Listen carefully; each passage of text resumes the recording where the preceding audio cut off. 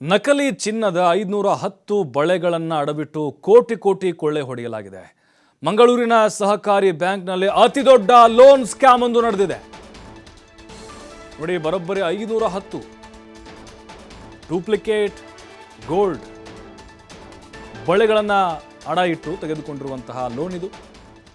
ಮಂಗಳೂರಿನ ಪಡೀಲ್ ಬಳಿಯ ಸಮಾಜ ಸೇವಾ ಸಂಘದಲ್ಲಿ ಭಾರಿ ಹಗರಣ ನಡೆದಿದೆ. ಕರಾವಳಿಯಲ್ಲಿ 16 ಶಾಖೆಗಳನ್ನು ಹೊಂದಿರುವಂತಹ ಸಮಾಜ ಸೇವಾ ಸಹಕಾರಿ ಸಂಘ ಇದು. ನಕಲಿ ಚಿನ್ನ ಅಡ ಇಟ್ಟು 2,11,89,800 ರೂಪಾಯಿ ಸಾಲ ಪಡೆದು ವಂಚನೆ ಮಾಡಿದ್ದಾರೆ. ಚಿನ್ನ ಪರೀಕ್ಷಕ, ಬ್ಯಾಂಕ್ ಸಿಬ್ಬಂದಿ ಹಾಗೆ ಆಡಳಿತ ಮಂಡಳಿ ಇದರಲ್ಲಿ ಶಾಮೀಲಾಗಿದ್ದಾರೆ. ನೋಡಿ, ನೀವೇನಾದರೂ ಈ ಬ್ಯಾಂಕ್ನಲ್ಲಿ ಏನಾದರೂ ನಿಮ್ಮ ಠೇವಣಿ ಇಟ್ಟಿದ್ದೀರಾ, ಅಲ್ಲಿರುವಂಥವ್ರು ಶಾಮೀಲಾಗಿನೇ ಕೊಳ್ಳೆ ಹೊಡಿತಾ ಇದ್ದಾರೆ ರೀ. ಸಾರ್ವಜನಿಕರಿಂದ ಸಂಗ್ರಹವಾದಂಥ ಹಣ ಎಲ್ಲಿ ಹೋಗ್ತಾ ಇದೆ, ತಮ್ಮ ಕೊನೆಗಾಲದಲ್ಲಿ ಏನಾದರೂ ಅನುಕೂಲ ಆಗುತ್ತೆ ಅಂತೇಳಿ. ನೋಡಿ, ಇವೇ ಬಳೆಗಳು ನೋಡೋಕ್ಕೆ ಬಂಗಾರ ಥರನೇ ಕಾಣಿಸುತ್ತೆ. ರೋಡ್ಗಳು ಯಾವುದು, ಗೋಲ್ಡ್ ಯಾವುದು ಅಷ್ಟು ಗೊತ್ತಾಗಲ್ವ ಅಲ್ಲಿರುವಂಥವ್ರಿಗೆ? ಗೊತ್ತಿದೆ, ಗೊತ್ತಿದ್ದಕ್ಕೇ ಆಗಿದ್ದಿದ್ದು. ಯಾಕಂದರೆ ಅಲ್ಲಿರುವಂತಹ ಸಿಬ್ಬಂದಿ ಇದರಲ್ಲಿ ಕೈ ಜೋಡಿಸಿದ್ದಾರೆ. ಬರೋಬ್ಬರಿ 2,11,00,000 ರೂಪಾಯಿ ಸಾಲ ಪಡೆದುಕೊಂಡು ವಂಚನೆ ಮಾಡಿದ್ದು. ಚಿನ್ನ ಪರೀಕ್ಷಕ ನೋಡಿ, ಮೇನ್ ಇವಂದೇ ಪಾತ್ರ ಇರೋದು, ಚೆಕ್ ಮಾಡೋದು. ಹಾಗಾಗಿನೇ ಈಗ ಹಣ ರಿಕವರಿ ಮಾಡಬೇಕು ಅನ್ನುವಂತಹ ಒತ್ತಾಯ ಈಗ ಜಾಸ್ತಿ ಆಗ್ತಾ ಇದೆ. ಎಷ್ಟೋ ಜನ ಮಧ್ಯಮ ವರ್ಗದವರು, ಬಡವರು, ಕೂಲಿ ಕಾರ್ಮಿಕರು ಈ ಬ್ಯಾಂಕ್ನಲ್ಲಿ ನಮಗೆ ನಂಬಿಕೆಗೆ ಅರ್ಹವಾಗಿದೆ ಅಂಥೇಳಿ ಸಾಕಷ್ಟು ವರ್ಷಗಳಿಂದ ತಮ್ಮ ಒಂದು ಏನಿದೆ ಸಂಬಳ ಆಗಿರ್ಬೋದು, ಅವರು ಗಳಿಸುವಂಥ ಹಣ ಆಗಿರ್ಬೋದು, ಇಂತಿಷ್ಟು ಅಂತ ಅಲ್ಲಿ ಠೇವಣಿ ಮಾಡಿಡ್ತಾ ಬರ್ತಾ ಇದ್ದಾರೆ. ಆದರೆ ಈ ಹಣ ನೋಡಿದರೆ ಈ ರೀತಿಯಾಗಿ ಪೋಲಾಗ್ತಾ ಇದೆ. ಇದಕ್ಕೆ ಯಾರು ಜವಾಬ್ದಾರಿ ಅಂತ ಹೇಳಿದ್ರೆ ಅಲ್ಲಿನ ಆಡಳಿತ ಮಂಡಳಿ. ಪುತ್ತೂರಿನ ಅಬೂಬಕರ್ ಸಿದ್ದೀಕ್ ಎಂಬಾತನಿಂದ ನಕಲಿ ಚಿನ್ನಾಭರಣವನ್ನು ಅಡಮಾನ ಇಡಿಸಿಕೊಳ್ಳಲಾಗಿದೆ. ನಕಲಿ ಅಂತ ಗೊತ್ತಿದ್ರು ಚಿನ್ನ ಪರೀಕ್ಷಕ ವಿವೇಕ್ ಆಚಾರ್ಯ ಅಸಲಿ ಅಂತ ಸರ್ಟಿಫಿಕೇಟ್ ಕೊಟ್ಟಿದ್ದಾನೆ. ಇವಂದೇ ಮೇನಲ್ಲಿ ಹೊಸ ಮ್ಯಾನೇಜರ್ ಅನುಮಾನ ಬಂದು ಪರೀಕ್ಷಿಸಿದಾಗ ನಕಲಿ ಚಿನ್ನ ಅನ್ನೋದು ಗೊತ್ತಾಗಿದೆ. ಆದರೆ ಗೋಲ್ಮಾಲ್ ಮುಚ್ಚಿ ಹಾಕೋಕೆ ಆಡಳಿತ ಮಂಡಳಿ ಯತ್ನ ನಡೆಸಿದೆ ಅನ್ನುವಂಥ ಆರೋಪ ಇದೆ. ನಕಲಿ ಚಿನ್ನ ಹರಾಜು ಮೂಲಕ ಮಾರಾಟ ಮಾಡಿದಾಗೆ ತೋರಿಸಿ ಮುಚ್ಚಿ ಹಾಕೋಕೆ ಯತ್ನ ಮಾಡಿದ್ದಾರೆ. ಚಿನ್ನ ಪರೀಕ್ಷಕನೇ ಮತ್ತೆ ಹರಾಜಿನಲ್ಲಿ ನಕಲಿ ಚಿನ್ನ ಖರೀದಿಸಿದ್ದಾಗಿ ತೋರಿಸುವಂಥ ಪ್ರಯತ್ನವನ್ನು ಮಾಡಿದ್ದಾನೆ. ಉಳಿದ ಹಣ ತುಂಬಲು ಬ್ಯಾಂಕ್ ಸಿಬ್ಬಂದಿ ಹೆಸರಿನಲ್ಲಿ ಸಾಲ ಪಡೆದು ವಂಚನೆ ಮಾಡಿದರುವಂಥ ಆರೋಪ. ಆರೋಪಿ ಅಬೂಬಕರ್ಗೆ ಬ್ಯಾಂಕ್ನ ಕೆಲ ಸಿಬ್ಬಂದಿಯ ಖಾತೆಯಿಂದಲೇ ಹಣ ವರ್ಗಾವಣೆ ಆಗಿದೆ. ಸದ್ಯ ಈ ಭಾರಿ ಅಕ್ರಮದ ಬಗ್ಗೆ ಮಂಗಳೂರಿನ ಸೆನ್ ಪೊಲೀಸ್ ಠಾಣೆಯಲ್ಲಿ ಎಫ್ಐಆರ್ ಆಗಿದೆ. ಬ್ಯಾಂಕಿನ ಮಾಜಿ ನಿರ್ದೇಶಕ ಲೋಕನಾಥ್ ಕೊಟ್ಟಂತಹ ದೂರಿನಡಿ ಪ್ರಕರಣ ದಾಖಲು ಮಾಡಿಕೊಂಡಿದ್ದಾರೆ. ಸದ್ಯ ಇಡೀ ಪ್ರಕರಣದಲ್ಲಿ ಒಟ್ಟು 28 ಜನರ ವಿರುದ್ಧ ತನಿಖೆಯ ತೂಗುಗತ್ತಿ ನೇತಾಡ್ತಾ ಇದೆ. ಸದ್ಯ ವರದಿಯನ್ನು ಕೇಳಿದ್ದಾರೆ ಉಸ್ತುವಾರಿ ಸಚಿವ ದಿನೇಶ್ ಗುಂಡೂರಾವ್. ನೋಡಿ, ಸಾಕಷ್ಟು ಇತ್ತೀಚೆಗೆ ನೋಡ್ತಾ ಇದ್ದೀವಿ, ಈ ಕ್ರೆಡಿಟ್ ಬ್ಯಾಂಕ್ಗಳೇನಿದ್ದಾವೆ, ಕೋಆಪರೇಟಿವ್ ಬ್ಯಾಂಕ್ಗಳಿದಾವಲ್ಲ, ಬಹಳ ವಂಚನೆಯನ್ನು ಮಾಡ್ತಾ ಇದ್ದಾವೆ. ಸಾರ್ವಜನಿಕರ ಹಣವನ್ನು ದುರ್ಬಳಕೆ ಮಾಡಿಕೊಳ್ತಿದ್ದಾವೆ.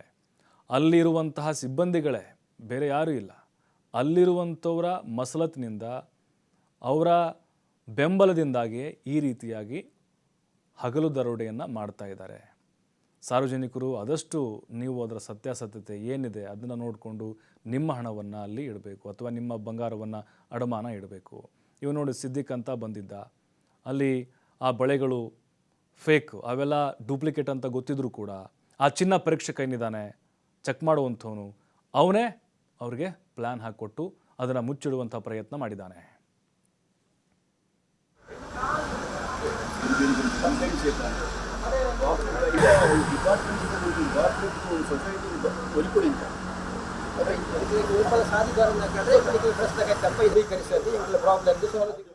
ಇನ್ನು ಈ ಕುರಿತಂತೆ ನಮ್ಮ ಪ್ರತಿನಿಧಿ ಆದಿತ್ಯ ಒಂದು ಚಿಟ್ಚಾಟ್ ಮಾಡಿದ್ದಾರೆ, ನೋಡೋಣ. ಮಂಗಳೂರಿನ ಸಹಕಾರಿ ಸಂಘವೊಂದು ಅತಿ ದೊಡ್ಡ ವಂಚನೆ ಪ್ರಕರಣ ಒಂದಕ್ಕೆ ಸಾಕ್ಷಿಯಾಗಿದೆ. ನಕಲಿ ಚಿನ್ನವನ್ನ ಅಡವಿಟ್ಟು ಸುಮಾರು 2 ಕೋಟಿಗೂ ಅಧಿಕ ಸಾಲವನ್ನು ಪಡೆದಂತಹ ಒಂದು ವಂಚನೆಯ ಕಥೆ ಇದು. ಇದರಲ್ಲಿ ಆ ಒಂದು ಬ್ಯಾಂಕ್ನ ಮುಖ್ಯಸ್ಥರು ಕೂಡ ಪಾಲು ಪಡೆದಿದ್ದಾರೆ ಅನ್ನುವಂಥ ಒಂದು ಆರೋಪ ಕೂಡ ಸದ್ಯ ಕೇಳಿ ಬಂದಿರುವಂಥದ್ದು. ಈ ಕುರಿತು ಸಂಘದ ಮಾಜಿ ನಿರ್ದೇಶಕರು ಸೇರಿದಂತೆ ಹಿರಿಯ ಸದಸ್ಯರು ಆರೋಪವನ್ನು ಮಾಡಿದ್ದಾರೆ. ಆ ಪ್ರಕರಣವನ್ನು ಕೂಡ ದಾಖಲಿಸಿದ್ದಾರೆ. ಇದಕ್ಕೆ ಸಂಬಂಧಪಟ್ಟ ಹಾಗೆ ಓರ್ವನ ಬಂಧನ ಕೂಡ ಆಗಿದೆ. ಏನಿದು ಘಟನೆ, ಯಾವ ಥರ ಈ ರೀತಿ ಆಯಿತು, ಈ ವಂಚನೆ ಪ್ರಕರಣ ನಡೆದಿದೆ, ಈ ಬಗ್ಗೆ ಮಾತನಾಡೋದಕ್ಕೆ ದೂರು ನೀಡಿದಂಥವ್ರು ನಮ್ಮೊಂದಿಗಿದ್ದಾರೆ. ಅದನ್ನು ಮಾತನಾಡಿಸ್ತಾ ಹೋಗ್ತೀನಿ. ಸರ್, ಒಂದು ಸಹಕಾರಿ ಸಂಘದಲ್ಲಿ ಈ ದೊಡ್ಡ ಮಟ್ಟಿನ ಒಂದು ವಂಚನೆ ನಡೆದಿದೆ ಅನ್ನುವಂಥ ಆರೋಪವನ್ನು ತಾವು ಮಾಡ್ತಾ ಇದ್ದೀರಿ. ಇದು ಯಾವ ಥರ ನಡೀತು ಸರ್? ಯಾರೆಲ್ಲ ಇದರಲ್ಲಿ ಪಾಲ್ಪಡ್ತಿದ್ದಾರೆ? 2024 ಫೆಬ್ರವರಿ ಬೆಳಕಿಗೆ ಬರ್ತದೆ. ಆದರೆ ಇದೊಂದು gold loan fake gold loan ಅಂತೇಳಿ ಹೇಳ್ತಾರೆ. ಇದಕ್ಕೆ ಇದು fake gold loan, express loan, gold fake loan, express loan ಅಂತ ಕೊಡ್ತಾರೆ. ಇದು 3 ತಿಂಗಳಲ್ಲಿ ಸೆಟ್ಲ್ ಆಗಬೇಕು ಲೋನು. ಇದನ್ನು ನವಂಬರ್ ತಿಂಗಳು ಹಬ್ಬ ಸಿದ್ದಿಕೆ ಅಂತ ತಂದು ಬ್ಯಾಂಕಲ್ಲಿ ಇರ್ತಾನೆ. ಇನ್ನೊಬ್ಬರು ಇದ್ದಾರೆ, ಮತ್ತೆ ಹೇಳ್ತೇನೆ. ಅದರ ವ್ಯಾಲ್ಯೂ ಸುಮಾರು 2 ಕೋಟಿ ಚಿಲ್ಲರೆ, 2 ಕೋಟಿ 11 ಲಕ್ಷ ಚಿಲ್ಲರೆ, ಸಮಥಿಂಗ್ 89,000 ಚಿಲ್ಲರೆ ತಂದು ಇಡ್ತಾನೆ ಅಂತ ಹೇಳಿದ್ರೆ ಒಂದು 20 ಬಾಂಡಲ್ಲಿ ಇರ್ತಾನೆ. 20 ಒಂದು 2 3 4 ಅಂತೇಳಿ ಬೇರೆ ಬೇರೆ ದಿನಗಳಲ್ಲಿ ತಂದು 3 ತಿಂಗಳಲ್ಲಿ ಎಷ್ಟು ಇರ್ತಾನೆ. ಇದು ಡೇಟ್ ಎಕ್ಸ್ಪೈರ್ ಆಗ್ತದೆ ಫೆಬ್ರವರಿ ಡೇಟ್ ಎಕ್ಸ್ಪೈರ್ ಇವ್ರು ಬರೋದಿಲ್ಲ ಕೊಂಡೋಗ್ಲಿಕ್ಕೆ. ಏನು ಬರೋದಿಲ್ಲ ಅಂತೇಳಿ ಮ್ಯಾನೇಜರ್, ಪ್ರಭಾರ ಮ್ಯಾನೇಜರ್ ಇರ್ತಾರೆ ಅಲ್ಲಿ. ಅವ್ರು ಕೇಳ್ತಾರೆ, ಏನು ಬರೋದಿಲ್ಲ, ಏನು ಇಲ್ಲಿ ಟೈಮ್ ಆತಲ್ಲ ಕೊಂಡೋಗಿ ಅಂತೇಳಿ ಹೇಳಿದ್ರೆ ಇವನು ಬರೋದಿಲ್ಲ. ಮತ್ತೆ ಸ್ವಿಚ್ ಆಫ್ ಮಾಡ್ತಾನೆ. ಮತ್ತೆ ಅಪ್ಸ್ಕ್ಯಾಂಡಿಂಗ್ ಇಬ್ಬರು, ಮತ್ತೊಬ್ಬರು ರೋಶಿರಾಬ್ ಅಂತ ಹೇಳಿದ್ದಾರೆ, ಅವ್ರದ್ದು ಕೂಡ ಉಂಟು 27. ಟೋಟಲ್ 2.38 ಕೋಟಿ ರೂಪಾಯಿ. ಅವರು ಕೂಡ ಸಿಗುವುದಿಲ್ಲ. ಆಮೇಲೆ ಮತ್ತು ಲಾಸ್ಟಿಗೆ ನಮಗೆ ಒಂದು ವಿಷಯ ಗೊತ್ತಾಗ್ತದೆ. ಒಂದು ಸರಪನಿಗೆ ಇವರು ಎಂತ ಜನರಲ್ ಮ್ಯಾನೇಜರ್ ಅಂತ, ಇವನು ಪ್ರಭಾರ ಮ್ಯಾನೇಜರ್ ಎಂತ ಮಾಡ್ತಾನೆ ಅಂದರೆ ಜನರಲ್ ಮ್ಯಾನೇಜರ್ ಲೆಟರ್ ಬರೀತಾನೆ 6/2/24. ಅದರಲ್ಲಿ ಈ ಥರ ಆಗಿದೆ 2 ಬರೀತಾನೆ. ಒಂದು ಫೆಬ್ರವರಿ 2 ಲೆಟರ್ ಬರೀತಾನೆ. ಅದರಲ್ಲಿ ಈ ಥರ ಫೇಕ್ ಲೋನ್, ಗೋಲ್ಡ್ ಲೋನ್ ಈ ಥರ ಆಗಿದೆ, ಅದು ಫೇಕ್ ಗೋಲ್ಡ್ ಲೋನ್, ನಾನು ಚೆಕ್ ಮಾಡಿದ್ದೇನೆ, ಫೇಕ್ ಗೋಲ್ಡ್ ಲೋನ್ ಇಮಿಡಿಯೇಟ್ ಮಾಡಬೇಕಂತೇಳಿ, ಚೆಕ್ ಮಾಡಿಸ್ಬೇಕಂತೇಳಿ. ಮತ್ತು ಅವರೆಂತ ಮಾಡ್ತಾರೆ, ಜನರಲ್ ಮ್ಯಾನೇಜರ್ ಒಂದು ಲೆಟರ್ ಬರೀತಾರೆ ಯಾರಿಗೆ, ಸರಪನಿಗೆ, ಅಲ್ಲಿ ವ್ಯಾಲ್ಯೂ ಅವರಿಗೆ, ಈ ಥರ 2 ಕೋಟಿ ಚಿಲ್ಲರೆ ಇದಕ್ಕೆಲ್ಲ ಲಾಸ್ ಆಗಿದೆ, ನೀನು ಕೂಡಲೇ ತುಂಬಿಸ್ಬೇಕಂತೇಳಿ. ಅಲ್ಲಿಗೆ ಅವ್ರದ್ದು ಕೆಲಸ ಮುಗೀತು. ಇನ್ನು ಇದನ್ನು ತುಂಬಿಸುವ ವ್ಯವಹಾರ ಹೇಗೆ ಅಂತ ಹೇಳಿದ್ರೆ ಅವ್ಯವಹಾರ. ಅದು ಯಾಕೆ ಅಂತೇಳಿ ನಮ್ಗೆ ಅರ್ಥ ಆಗೋಲ್ಲ. ಇದು ಯಾಕೆ ಅವ್ಯವಹಾರ ಕೈ ಹಾಕಿದ್ರು, ಯಾರೆಲ್ಲ ಕೈ ಮಾಡಿದ್ರು ನಮಗೆ ಈಗ ಡೌಟ್. ಈಗ ನೋಡಿ, ಒಂದು ಎಂಪ್ಲಾಯೀಸಿಗೆ ಲೋನ್, ಎಂಪ್ಲಾಯೀಸ್ ರಿಲೇಟಿವ್ಸ್ ಹತ್ರ ಒಂದು 2-4 ಲಕ್ಷ ಲೋನ್ ಮಾಡಿದ್ದಾರೆ. ಅದೊಂದು ಸಮ್ ಅಮೌಂಟ್ ತುಂಬಿಸ್ತಾರೆ. ಇನ್ನೊಂದು ಮಧ್ಯಾವಧಿ ಪರಿವಾರ ಅಂತ ಕೊಡ್ತಾರೆ. ಅದು ಮಧ್ಯಾವಧಿ ಪರಿವಾರ ಇಲ್ಲಿ ಟೋಟಲ್ ಇವರಿಗೆ ರೈಟೇ ಇಲ್ಲ. ಗೌರ್ಮೆಂಟ್ ನೌಕರಿಗೆ ಒಂದು ಸಂಗತಿ, ಇದು ಸಹಕಾರಿ ಎಂಪ್ಲಾಯೀಸ್, ಪ್ರೈವೇಟ್ ಸಹಕಾರಿ ಸಂಘ ಇರುವುದು ಅಂತಲ್ಲ. ಇದರಲ್ಲಿ ಒಂದು 17% ಇಂಟರ್ವ್ಯೂ ರಿಲೀಫ್ ಅಂತ ಘೋಷಣೆ ಮಾಡಿ, ಆ ಇಂಟರ್ವ್ಯೂ ಎರಿಯರ್ಸನ್ನು ನವಂಬರ್ ತಿಂಗಳ 23ಕ್ಕೆ ಪೂರ್ವಾನ್ವಯಗೊಳಿಸಿ ಜಾರಿ ಮಾಡಿ ಅದರಿಂದ ದುಡ್ಡನ್ನು ಕೂಡ ಇದಕ್ಕೆ ಹಾಕ್ತಾರೆ. ಪುನಃ ಎವ್ರಿ ಮಂತ್ ಪುನಃ ಎಂಪ್ಲಾಯ್ಸ್ ಕೊಡುವಂಥ ಇದನ್ನು ಇಂಟರ್ವ್ಯೂ ರಿಲೀಫನ್ನು ಕೂಡ ಕಟ್ ಮಾಡಿ ಒಂದು ಕಡೆ ಕೊಡುವುದು, ಇನ್ನೊಂದು ಕಡೆ ತಗೊಳ್ಳೋದು. ಅದಕ್ಕೆ ಯಾರು ಎಂಪ್ಲಾಯೀಸ್ ಲೋನ್ ಮಾಡಿದ್ದಾರೆ ಅವರ ಎಂಪ್ಲಾಯೀಸ್ ಸಂಬಂಧಿಗಳು ಅವರಿಗೆ ಹಾಕೋದು. 16 ಬ್ರಾಂಚನ್ನು ಒಳಪಟ್ಟಿರುವಂಥ ಒಂದು ಸಹಕಾರಿ ಸಂಘ. ಒಂದು ಬ್ರಾಂಚ್ನ ಕತೆ ಹೇಗೆ? ಬೇರೆ ಬೇರೆ ಕಡೆಗಳಲ್ಲೂ ಇಂಥದ್ದೇ ಘಟನೆಗಳು ನಡೆದಿರ್ಬೋದಾ ಹೇಗೆ? ಅದು ಹೇಳಲಿಕ್ಕೆ ಆಗೋದಿಲ್ಲ. ಈ ಥರ ಪರಿಶೀಲನೆ ಮಾಡುವಾಗ ಅಥವಾ ಇಂಥ ಒಂದು ಸಸ್ಪೆಕ್ಟೆಡ್ ಮೂವ್ಮೆಂಟ್ ಬಂದಾಗ ಇದಾಗ್ಬೋದು. ಯಾಕಂದರೆ ಇದು ಪಬ್ಲಿಕ್ಕಿಗೆ ನಮಗೆ ಯಾಕೆ ಗೊತ್ತಾಗೋದಿಲ್ಲ ಅಂದರೆ, ಇವರು ಗ್ರಾಹಕರ ಜೊತೆ ಜಾಯಿನ್ ಆಗಿರ್ತಾರೆ, ಮ್ಯಾನೇಜ್ಮೆಂಟ್ನವರು ಆಗಿರ್ತಾರೆ. ಅಂಥ ಸಸ್ಪೆಕ್ಟ್ ನಮಗೆ. ಯಾಕಂದರೆ ಅವರು ಡೈರೆಕ್ಟಾಗಿ ಅವರಿಗೆ ನಮ್ಮ ಕಂಪನಿ ಬ್ಯಾಂಕನ್ನು ಲೂಟ್ ಮಾಡಲಿಕ್ಕೆ ಆಗೋದಿಲ್ಲ, ಗ್ರಾಹಕರ ಜೊತೆ ಹೋಗಿ ಅವರು ಮಾಡ್ತಾರೆ ಎಂಬುದು ಸಂಶಯದಲ್ಲಿ ನಾವಿದ್ದೇವೆ. ಇದಿಷ್ಟು ಮಾಜಿ ನಿರ್ದೇಶಕರು ಸೇರಿದಂತೆ ಹಿರಿಯ ಸದಸ್ಯರ ಮಾತು. ಇದೊಂದು ಪ್ರೀ ಪ್ಲ್ಯಾನ್ಡ್ ಆಗಿ ನಡೆದಿರುವಂಥದ್ದು.